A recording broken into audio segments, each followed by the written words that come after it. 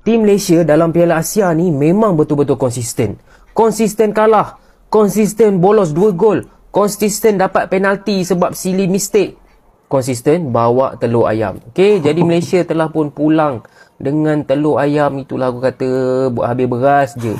Untuk game kali ni aku rasa ada gameplay juga. Okey, peluang-peluang tu ada, tapi masalah terbesar untuk Malaysia masih lagi decision making dekat final third.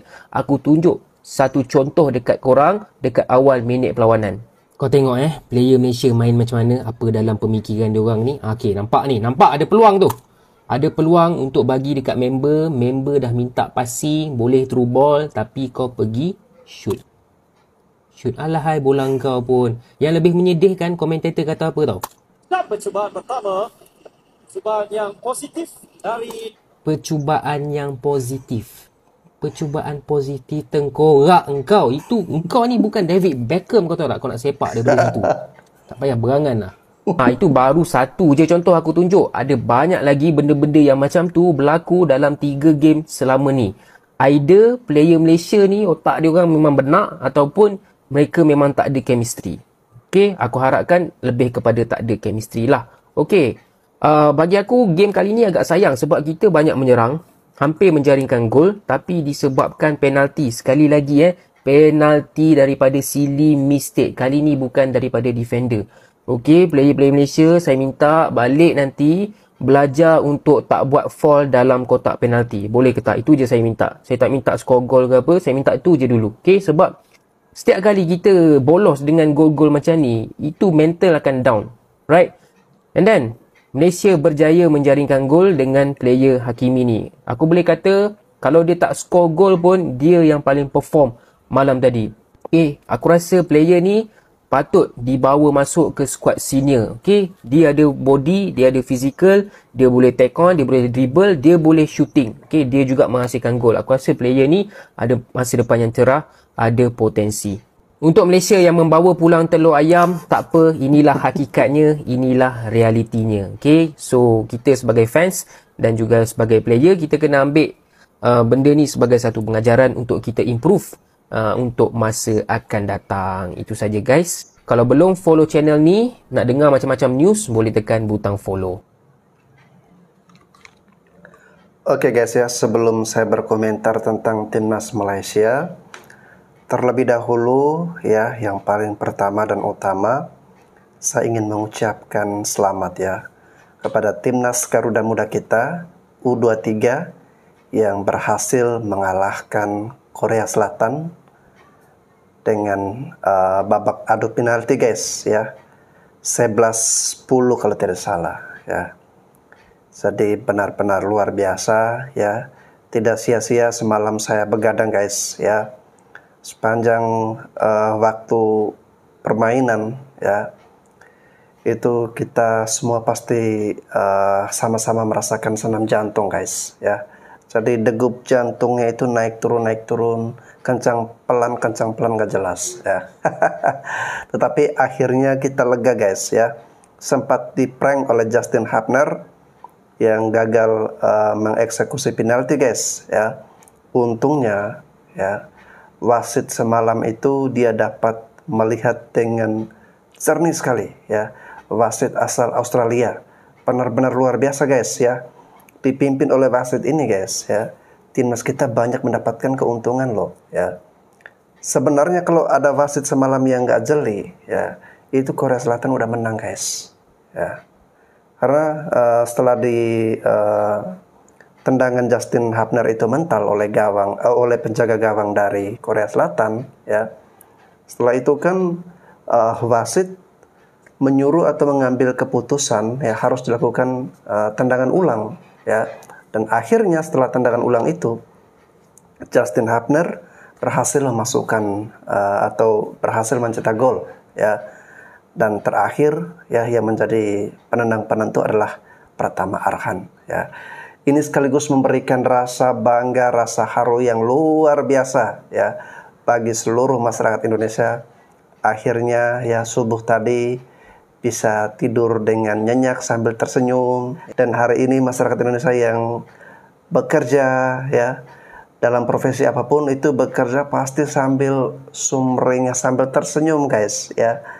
Karena ikut senang ya, semuanya ikut senang bahagia dengan kemenangan timnas U23 guys ya. Benar-benar permainan semalam ya, saya baca di berbagai media guys ya, semuanya memuji timnas Indonesia ini. Pola permainannya udah kayak kelas-kelas Eropa guys ya. Jadi memang ya kita patut banggalah ya dengan performa timnas kita, tapi kita juga harus berterima kasih kepada Coach Sintayong ya, karena memang tidak mudah berada di posisi dia ini guys ya. Semalam itu benar-benar hal yang menyenangkan sekaligus di sisi lain ya menyedihkan bagi dia ya, karena harus mengantar timnas Indonesia meraih kejuaraan ya, mencetak sejarah, tapi di sisi lain guys ya, dia membuat negaranya sendiri gagal ya, gagal lolos. Tapi saya akui dia sudah bisa menjaga profesionalismenya dia guys ya, sebagai seorang pelatih ya, dan luar biasa ya. Saya udah nggak bisa lagi melukis dengan kata-kata lagi. Kita langsung dengarkan saja guys ya. Sintayong itu memang anjing. Anjing dan bangsat nih orang. Gara-gara dia ngelatih timnas Indonesia, kami udah nggak bisa lagi nyaksikan permainan Indonesia yang kayak dulu. Gocek-gocek, main asal-asalan, long ball, hilang bola, panik sendiri, gocek sana-sini.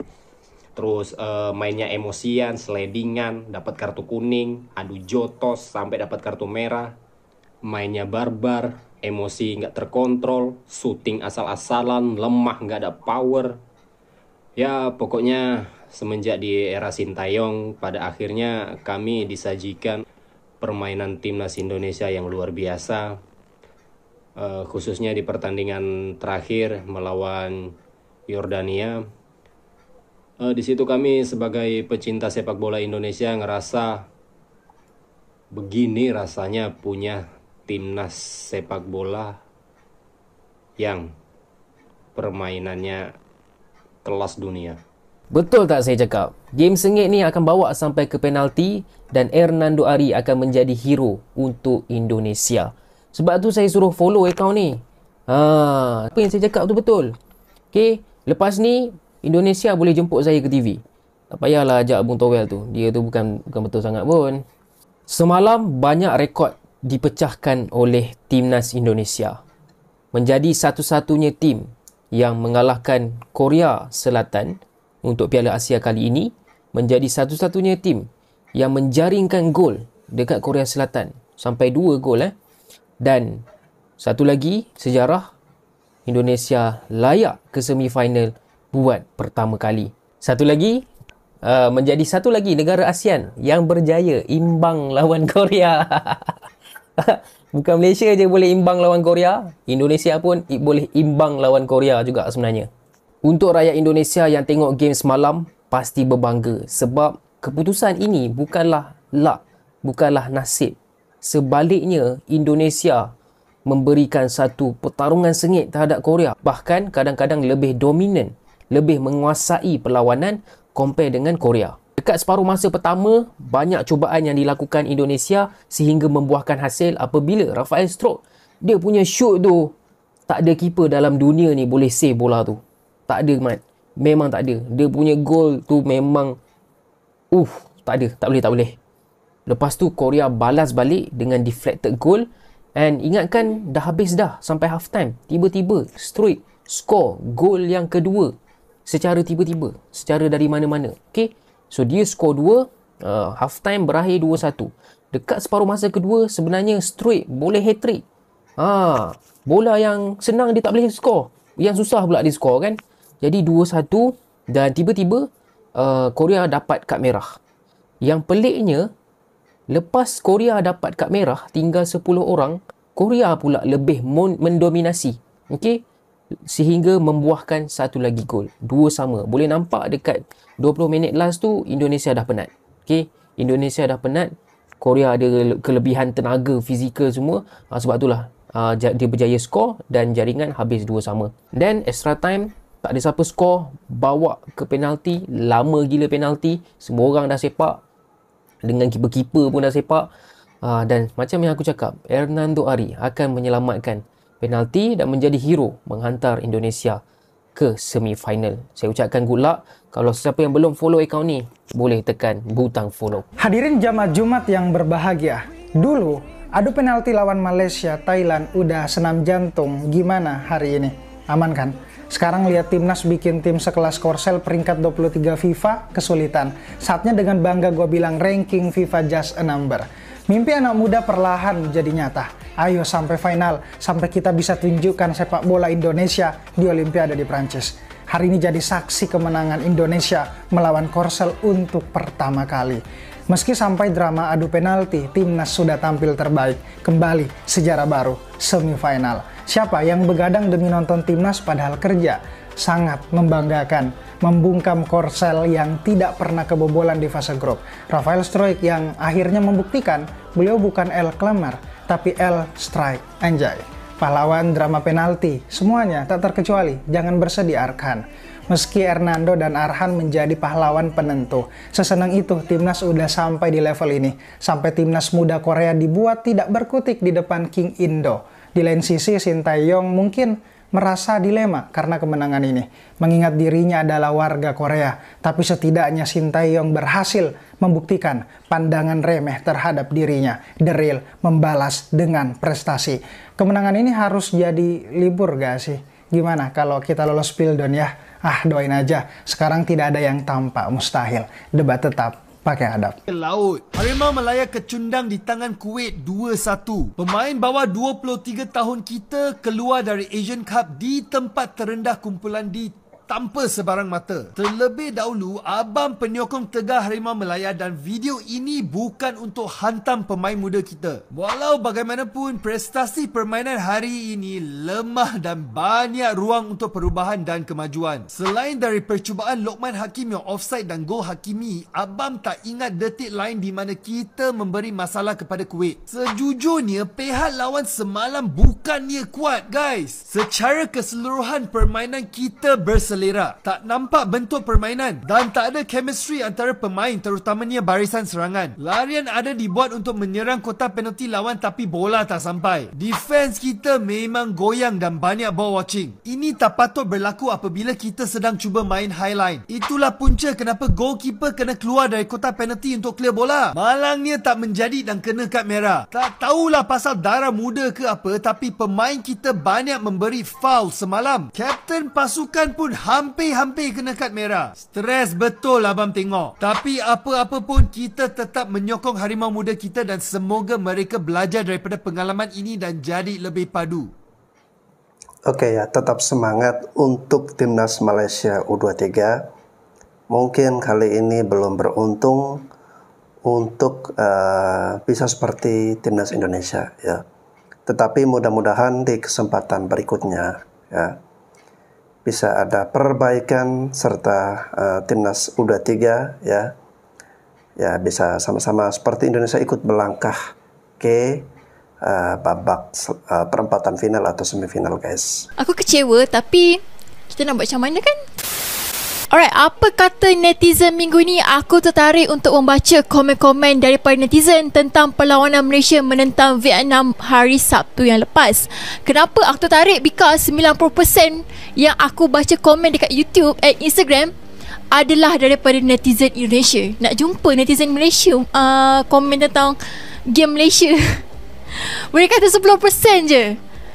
So why? Nanti hujung aku cakap kenapa. Alright, so aku tak nak baca komen-komen daripada netizen Indonesia. Aku nak baca komen-komen daripada orang Malaysia lah. Okay, so now let's go. Alright, senior team bila kena press-passing belakang, budaya ni sampai ke junior pun terikut. Lepas tu long pass. Bilalah kita boleh ada mid yang solid cover tengah. 2.5 teruk gila passing. Build attack pun merapu. Kalau macam ni lah gaya coach import, biar bagi UC check lah je yang handle. Kena sedar diri Malaysia di belakang Thailand, Vietnam dan Indonesia buat masa sekarang ni dari peringkat junior ke senior. Next, setakat taktikal macam ni, coach Malaysia pun berlambak boleh buat. Jangan sekadar sign orang berkulit putih je, tapi taktikal, sistem, teknikal semua hauk. Tidak nampak sebarang kemajuan pemain Harimau Muda, malah makin merosot berbanding skuad terdahulu, sedangkan Thailand dah jauh meningkat. Alright, next. Kalau kalah atau seri dengan Kuwait, aku rasa tim jurulatih boleh keluar baris. Jangan salah pemain sebab pemain asuhan daripada jurulatih. Bila terlalu harapkan import main bola sepak tempatan tanpa bagi peluang ke anak muda tempatan, macam itulah jadinya. Betul lah tu, celah mana nak power kalau beberapa kerat je main first team kat klub. Lepas tu banding dengan Indonesia, team tu player-player banyak main kat first team kat klub masing-masing.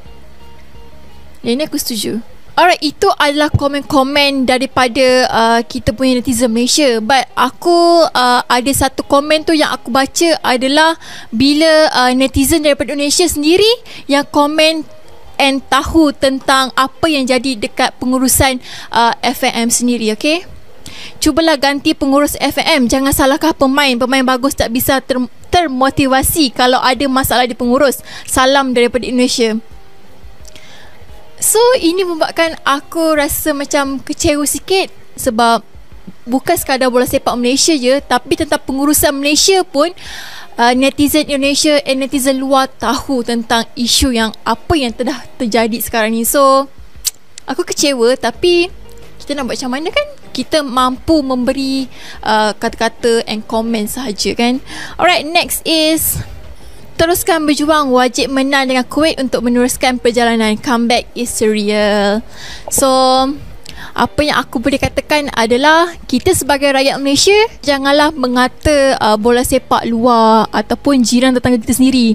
Lalas kita sendiri yang kena. So, apa-apa pun aku mampu mendoakan Malaysia mampu memberi satu jaringan ke dua jaringan pun dah cukup dah untuk menentang Kuwait. Pada hari Selasa ini 23 hari bulan. So, apa-apa pun jangan lupa tinggalkan komen anda yang baik-baik saja. Okay? So, ciao. Bye-bye. Oke guys ya, kalau seandainya timnas Indonesia U23 ini tidak lolos sampai sejauh ini ya, sampai ke babak semifinal guys ya, pasti orang-orang di Malaysia ya, fans-fans di Malaysia, sepak bola di Malaysia ya, mereka akan biasa aja ya. Mungkin ada sedikit gregetan, tapi tidak segreget atau tidak sepanik di saat timnas Indonesia saat ini ya berhasil mengalahkan Korea Selatan yang merupakan kandidat juara tahun 2020 guys ya, dan berhasil melangkah ke semifinal. Dan sebentar lagi ya, kalau berhasil lolos ke final guys ya, otomatis sudah dipastikan lolos ke Olimpiade Paris ya. Inilah yang membuat orang-orang di Malaysia, fans-fans sepak bola Malaysia, mereka merasa, ya mohon maaf nih ya, pasti ada rasa iri guys ya dengan sepak bola Indonesia ya. Dan juga mereka ada rasa kecewa yang begitu mendalam. Kok Indonesia bisa ya? Mereka selalu negara atau sepak bola yang dulu mereka anggap remeh, tapi kok bisa melangkah sampai sejauh itu ya? Sedangkan kita Malaysia yang digembar-gembor sebagai negara maju ya, sepak bola kita selevel dengan Vietnam, dengan Thailand, tapi kok malah bikin rugi beras je. Mohon maaf ya buat saudara-saudariku di Malaysia ya. Tapi janganlah diambil hati ya. Mudah-mudahan ya timnas Malaysia ini bisa mengevaluasi apa yang kurang beres di Malaysia, mungkinkah dari pengurusnya ataukah dari pelatihnya ya. Silakan dievaluasi untuk perbaikan sepak bola Malaysia ke depan ya. Kok ada orang tinggal di negara yang timnasnya jago? Gua anjing gua. Ya Allah, menang lawan Korea Selatan lu. Dulu kita lawan Safisali CS aja Malaysia deg-degan. Sekarang kita menang semifinal Piala Asia lu. Mau U23 kayak bodoh amat, yang penting semifinal. Udah pokoknya hari ini kalau lu telat bilang aja sama bos lu. Lu norak nggak nonton bola, gila nih negara lu lagi menang, lagi bikin sejarah. Sibal. Nggak, maksud gue emang boleh sedek-dekan ini timnas di hari Jumat. Apakah ini namanya Jumat berkah kah manis? Ini sampai ada yang komen di video gue menang penalti bangga. Pindah aja lu ke negara Uganda sono Bung Toel. Timnas seperti kehilangan jati dirinya. Umpan-umpan lambung sudah jarang kita lihat. Pemain lari kencang ngejar bola tapi nggak nyampe juga sudah jarang. Pemain ngos-ngosan menjelang menit ke-90 juga sudah tidak ada.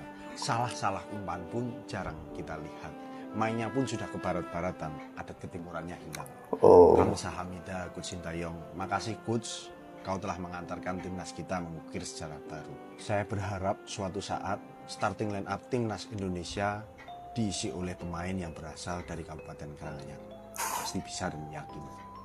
Kejutan besar apabila pasukan Indonesia bawah 23 tahun menewaskan Korea Selatan dalam penentuan sepakan penalti selepas terikat 2-2 dan mara ke peringkat separuh akhir dalam saingan Piala Asia bawah 23 tahun. Tinggal selangkah sahaja lagi untuk pasukan Indonesia beraksi di Sukan Olimpik 2024. Kalau kita tengok statistik, pasukan Indonesia memiliki lebih possession dan percubaan ke arah gol sebanyak 21 percubaan berbanding Korea Selatan hanya 8 percubaan. Korea Selatan tidak bolos menentang pasukan Jepun, UAE dan juga pasukan China di peringkat kumpulan tapi bolos 2 gol menentang pasukan Indonesia. Bayangkan Ketua Jurulatih Shin Tae-yong pada tahun 2018 pernah dibaling telur sewaktu beliau menjawat jawatan Ketua Jurulatih Korea Selatan. 6 tahun kemudian sebagai Ketua Jurulatih Indonesia dari Korea Selatan menewaskan pasukan Korea Selatan. Pertama kali sejak 1984 Korea Selatan gagal untuk mara ke Sukan Olimpik 10 kali berturut-turut. Ramai pemain Indonesia bawah 23 tahun seperti Witan Sulaiman, Rizky Redha dan Hernando Ari memiliki minit permainan yang tinggi bersama pasukan senior.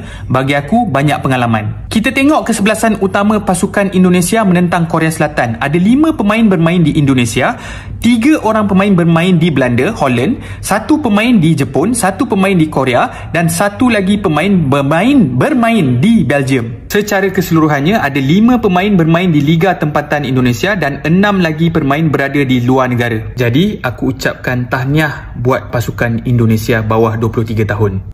Saya sudah gak bisa berword-word lagi teman-teman ya. Gak bisa berkata-kata lagi ini harus ngomong seperti apa. Timnas kita semifinal men.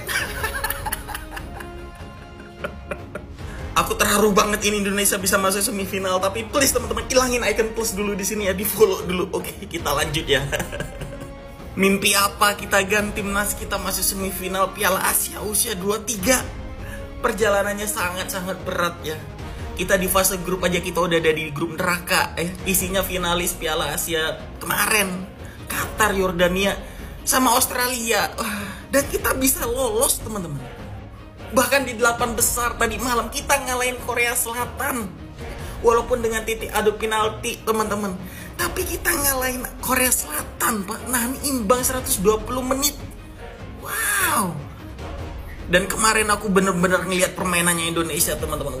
Wonderful teman-teman. Bener-bener wonderful. Apalagi pas di babak pertama. Gila, walaupun sempat deg-degannya di menit-menit awal kita sempat kebobolan, untung aja wasitnya cek VAR. Dan kali ini performa wasit boleh dibilang oke teman-teman ya. Sempat deg-degan di menit-menit terakhir karena kita kebobolan ya. Kita gagal memaksimalkan banyak peluang ya, walaupun kita melawan 10 pemain Korea karena ada 1 yang kartu merah, tapi kita kebobolan 2-2. Tapi gak apa-apa, yang penting kita menang teman-teman. Semangat buat Garuda muda ya. Dan yang bikin lebih terharu lagi ya teman-teman, ketika momen Erick Thohir ini datang ke ruang gantinya timnas kita, dan timnas kita anak-anak muda ini ditanya capek, mereka jawab enggak gitu ya. Bahkan mereka target 2 menang lagi alias juara. Wah. Hormat buat semua pemain-pemain timnas kita ya usia 23, kalian paling top best ya. Kalian bikin harum nama Indonesia di luar negeri. Luar biasa teman-teman, respect. AS Roma menang, timnas Indonesia kita menang, Manchester City juga membantai. What a day. Bener-bener jemaah Jumat yang berbahagia ini teman-teman. Semeringah ya, walaupun kita tidurnya cuman berapa jam aja, tapi no problem ya. Semuanya dibuat timnas. Walaupun aku waktu pas Korea Selatan nyetak itu aku ketiduran, bangun-bangun langsung sudah jam 6:30. Astagfirullahaladzim. Ayo guys, 2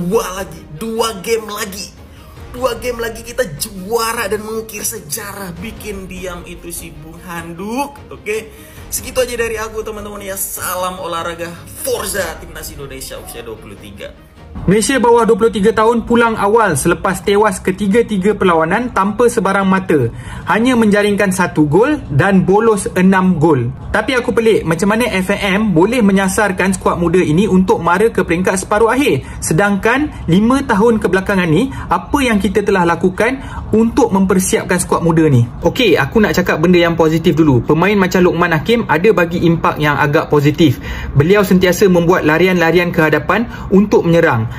Jadi aku nak tengok sebenarnya statistik berapa banyak dribble yang telah dibuat oleh Luqman dan berapa banyak successful dribble yang dibuat oleh Luqman. Luqman juga sentiasa bekerja keras dan ada juga mencipta 2 atau 3 peluang untuk rakan-rakan. Cuma sayang ada sedikit decision making yang boleh diperbaiki oleh Luqman. Hakimi Azim, setiap kali beliau diberikan peluang untuk bermain, ada memberikan perubahan yang agak positif. Beliau mempunyai fizikal untuk challenge pemain-pemain opponent dan juga mempunyai kebolehan untuk melakukan rembatan. Noah Lane, persembahan yang baik dan konsisten dalam ketiga-tiga perlawanan. Bagi aku, beliau sangat tenang berada di kawasan tengah tu dan boleh kawal bola dalam kawasan yang sempit. Daryl Sham, seorang lagi pemain yang positif yang sentiasa mahu pandang ke depan untuk menyerang. Selain Luqman, Daryl Sham adalah seorang pemain yang suka carry bola ke depan. Okey, yang negatif pula, Mukhairi Ajmal, kapten pasukan bawah 23 tahun. Aku sebenarnya mengharapkan ataupun expect lebih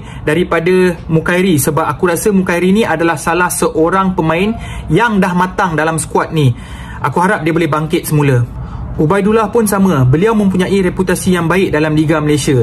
Aku rasa dia seorang pemain yang baik, tapi dalam kempen kali ini banyak kesilapan yang dilakukan oleh beliau. Nampak macam tak settle. Biarpun kita kalah semua perlawanan, ada sedikit positif lah yang boleh aku ambil daripada kempen kali ini. Contoh lawan Vietnam, kita ada momen-momen yang baik, cuma kita tiada penyudah. Sama juga lawan Kuwait, banyak kesilapan yang dilakukan, boleh dielakkan. Okey, penyokong pasukan Malaysia, korang bagilah pandangan korang. Apa yang positif, apa yang negatif tentang skuad bawah 23 tahun ni.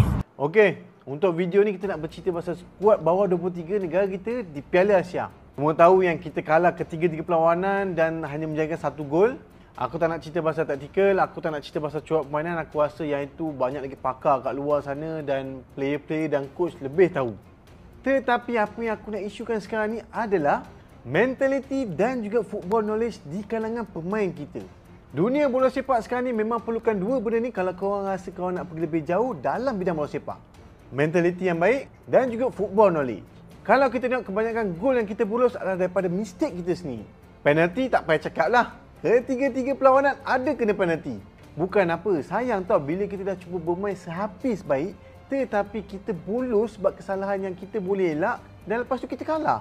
Yelah, bukan kita nak buat kesilapan tu, tapi aku rasa kalau kita improve dengan lebih baik diri kita, berlatih dengan lebih dekat apa kelemahan kita tu, aku rasa kita boleh elak benda-benda ni semua. Kita kena faham yang bola sepak ni adalah contact sport, guys. Ada masa kita contact pemain lawan, ada masa pemain lawan pula yang contact kita. Dan contact-contact tu ada yang tak fall, ada yang fall, ada yang kena cut, ada yang tak kena cut. Jadi pemain perlu faham dan tahu bila perlu buat kontak tu, adakah perlu, adakah tak perlu. Tapi ni tak, kadang-kadang macam sebarang je. Jadi aku rasa pemain-pemain kita ni kurang pendedahan di bahagian ni. Barulah kita boleh elakkan mistik-mistik kecil yang kadang-kadang boleh menyebabkan gol berlaku. Sayang guys. Ya, aku tahu pemain kita bersemangat, ada jiwa nak dapatkan bola. Tapi kena smart lah guys. Kalau dah kena penalti, kena kad merah, kan dah merugikan pasukan kita. Apa yang pasukan kita dah plan, semuanya hancur. Rosak program. Jadi amat penting untuk pemain faham undang-undang supaya kelancaran permainan tu berjalan dengan lebih baik. Dan aku yakin kalau pemain faham-faham dalam ni semua ni akan membantu meningkatkan mutu permainan kita.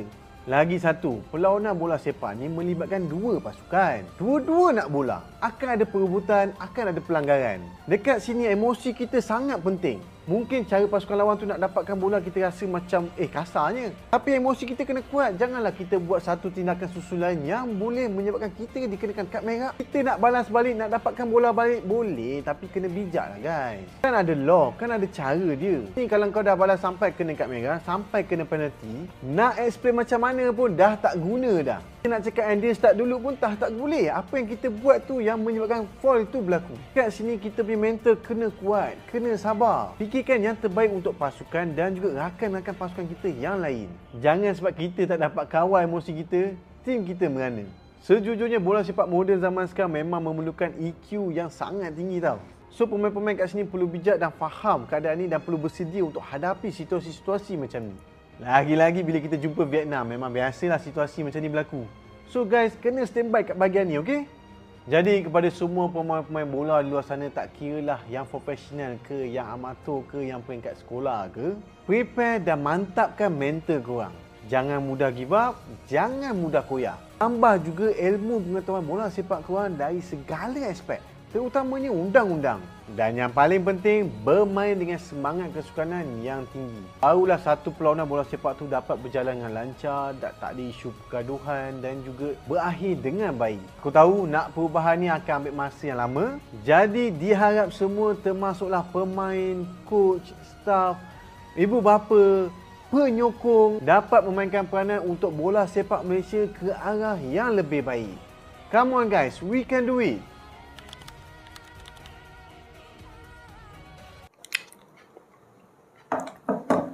Oke guys ya, sekali lagi saya tidak akan henti-hentinya mengucapkan lagi ya, selamat untuk timnas kita dan terima kasih sudah membuat masyarakat Indonesia hari ini tersenyum lepas ya, tersenyum bahagia ya. Hari ini benar-benar hari yang terindah ya, karena kita bisa merasakan, menyaksikan ya, adik-adik kita, teman-teman kita, timnas Garuda Muda yang sungguh sangat luar biasa guys ya. Nggak nyangka kita bisa melangkah sampai sejauh ini ya, sudah sampai di 4 besar ya. Kita tinggal menunggu perlawanan nanti malam ya, siapakah calon lawan Indonesia nanti di babak semifinal guys ya, antara Uzbekistan ataupun Arab Saudi ya. Nah, kalau kita berhasil mengalahkan Uzbekistan atau Arab Saudi di babak semifinal nanti guys ya, wah, lolos sampai babak final guys ya. Ya, semoga prediksi saya guys ya, nanti Indonesia di babak final bisa bertemu dengan Jepang ya. Itu prediksi dari saya guys ya. Kalau memang toh nanti di luar daripada itu nggak apa-apa guys, tetap bersyukur, berterima kasih karena mereka semua sudah membanggakan kita sampai dengan sejauh ini guys ya. Semalam benar-benar pertandingan yang menegangkan. Saya baru kali ini menyaksikan pertandingan bola kaki yang adu penaltinya itu banyak sekali guys. Oke guys ya, kita berharap, berdoa, tetap memberikan dukungan untuk adik-adik kita timnas muda, tetap semangat ya. Kita semua rakyat Indonesia mendukung, bukan hanya dari Indonesia tapi dari Qatar langsung guys ya. Ternyata di sana diaspora masyarakat Indonesia benar-benar semangat luar biasa mendukung langsung di dalam stadion guys ya. Kita juga harus berterima kasih kepada saudara-saudari kita yang di Qatar yang mendukung secara langsung datang ke stadion guys ya. Karena dengan begitu memberikan semangat ya kepada para pemain-pemain kita, memberikan kekuatan mental untuk pemain-pemain kita guys ya. Kita doakan, kita dukung yang terbaik untuk timnas muda kita ya. Semoga terus berkembang dan semakin berjaya. Amin. Saya Bastian Sebo. Oh ya, sorry lupa lagi ya. Karena ini kan saya mereaksi teman-teman dari Malaysia, tetap semangat juga untuk timnas Malaysia, jangan berkecil hati, terus belajar, evaluasi ya. Semoga ada peluang atau kesempatan ke depan bisa sama-sama berjaya sepak bola dari Asia Tenggara ya. Saya Bastian Sebo, sampai jumpa lagi.